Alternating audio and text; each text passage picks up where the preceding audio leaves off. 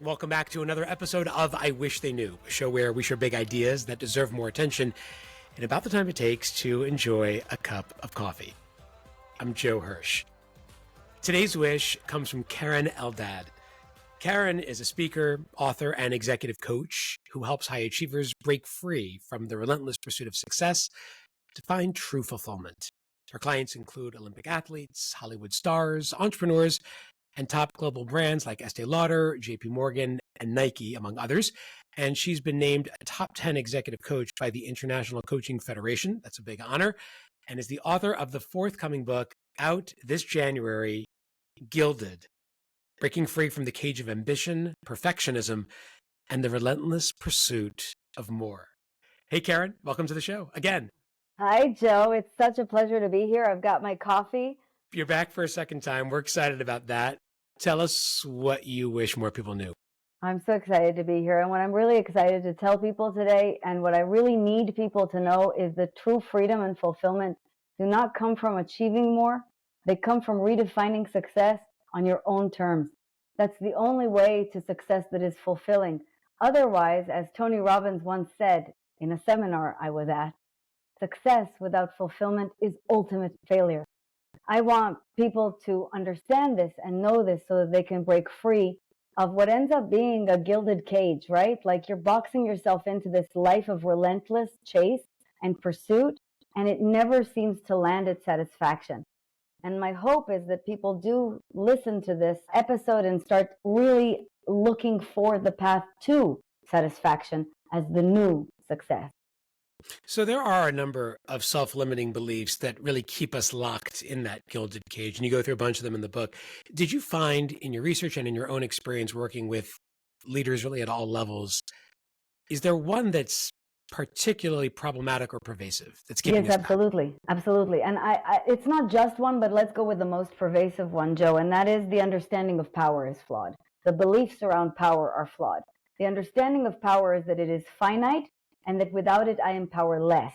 Not only is it a finite resource, but if I do not acquire as much of it as possible by posturing, by achieving, by acquiring, then I do not have power. This is a real misconstruing of the universe, because what they start to mistake is the means for the end, right? They're chasing power and perfection and achievement, and they're believing that these will deliver what they want: peace, freedom, connection, meaning, happiness. Except what they end up with is just power, perfection, achievement, which have to continually reinforce themselves. That's how we end up with that bottomless, it's never enough pit. I know you've heard this from your clients too, but I really hear this constantly in coaching.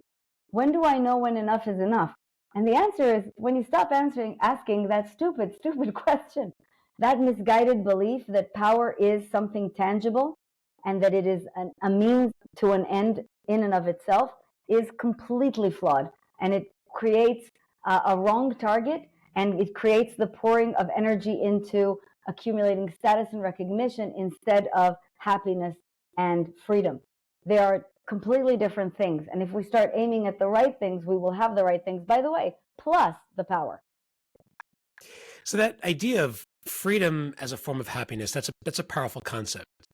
Most people, when they define freedom, they're not talking about freedom to, they're talking about freedom from. It's not freedom to own my own time. It's freedom from the oppressive misuse of my time. When you start understanding the world that way, you're fundamentally in a belief system that is not trusting. And that belief system, as Dan Ariely said on this very podcast, is going to lead you to look for a story that solves your problem as quickly as possible and that makes somebody the villain. This creates a very Machiavellian worldview, a very dog-eat-dog worldview, in which it's almost impossible to find happiness and peace because there's literally someone looking over your shoulder all the time as a result of that. So if you want to start defining happiness properly, the first thing to understand is you're looking for freedom to, not freedom from. Now, what is that freedom for? The freedom, according to the discussion that we had in our first episode, is the freedom to A, do what you truly prefer, find flow, truly find your preferences, and let them live through you every day. And number two, what really is in service of something greater than you, that gives your life a true sense of purpose and community. It's in service of. Whenever we start to direct our targeting that way, we start to feel much better. So you've worked with a number of high achievers, and high achievers in particular seem to be especially prone to this gilded cage where they feel constantly trapped. You call it the superstar paradox. Tell us more about that.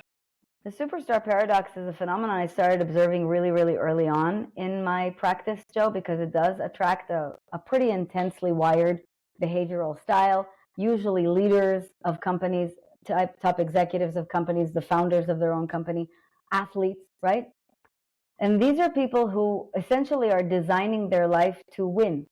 And so the problem with that is they end up stressed and overwhelmed and taking an enormous beating every time they don't win, which started to show me that the correlation of their success was in the inverse with their happiness.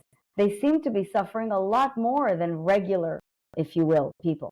Then, of course, the research I found backed it up. Michael Freeman, for example, the Stanford researcher, showed that people of extraordinary achievement tend to be much more depressed and anxious than the rest of society. Their suicide rates are much higher than the rest of society. Their divorce rates are much higher than the rest of society. And I'm also seeing this correlationally reflected in my clients. So I asked myself, what's going on here? And then I started to get it. These people are thinking that they're playing to win when they're actually playing not to lose. What's really at the helm is not their desire to score, it's their desire to not suffer loss aversion.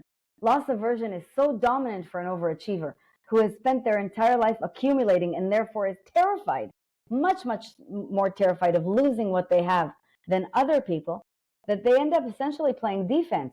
This starts paranoia, hoarding, aggression, real competitive instinct, taking a real beating every time somebody criticizes you. And that becomes very, very different behavior.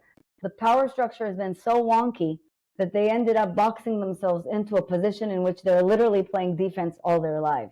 That's what becomes so exhausting. And it's almost like the things that they relied on, the habits, the mindset, the behaviors to get them to that point of success, then entrap them and hold them back from building on that success. That's right. And their only way out is to realize something and have a real epiphany around this, which is what got you here, what won for you through high school, what won for you through college will not get you there. It will not serve you anymore. And the only thing I ask them to do is to really look at their lives and say, how is that working for you? Is it really working for you? Because if your habits are unethical, if you're exhausting yourself, if you're overwhelmed, if you're burnt out, if you're having extreme difficulties in maintaining this career, then it's very likely that your patterning is no longer serving you. One of the ways we break free is by pursuing our purpose, and getting clear about that purpose can be hazy to some people. In the book, you suggest a few ways we can bring that into focus. What are those? There are two questions I like to give people to just start the correct thinking along the lines of purpose, which will produce a proper reflection upon that which you love to do that fills you with meaning. That's the definition of purpose.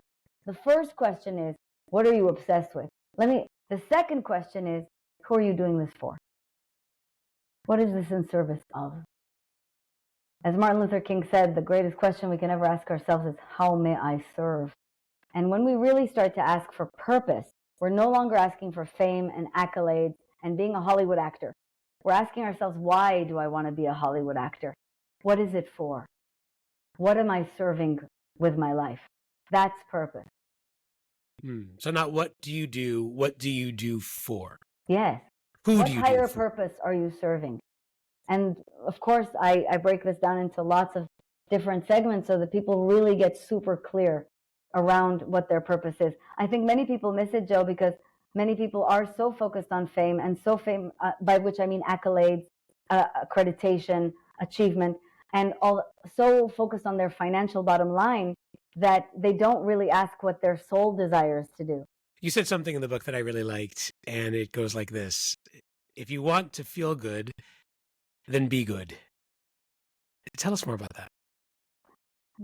When you're chasing success, you're in a way lying.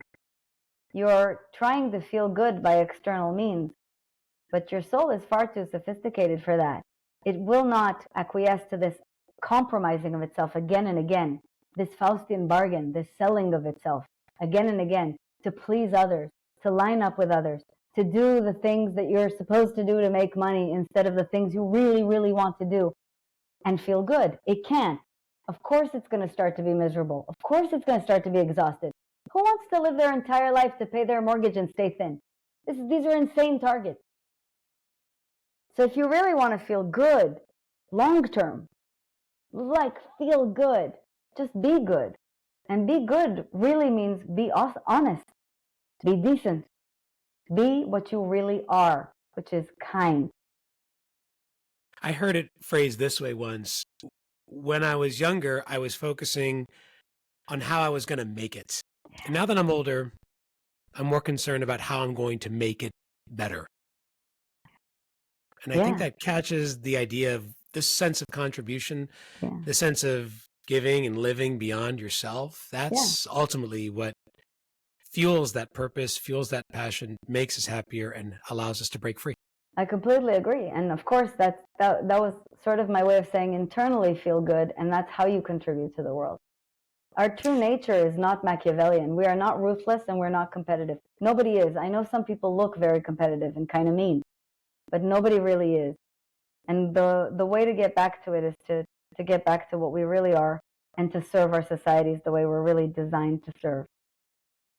The book is Gilded, and the author, and she's golden, is Keren Eldad. Keren, thanks for sharing your wish with us today. Thank you, Joe.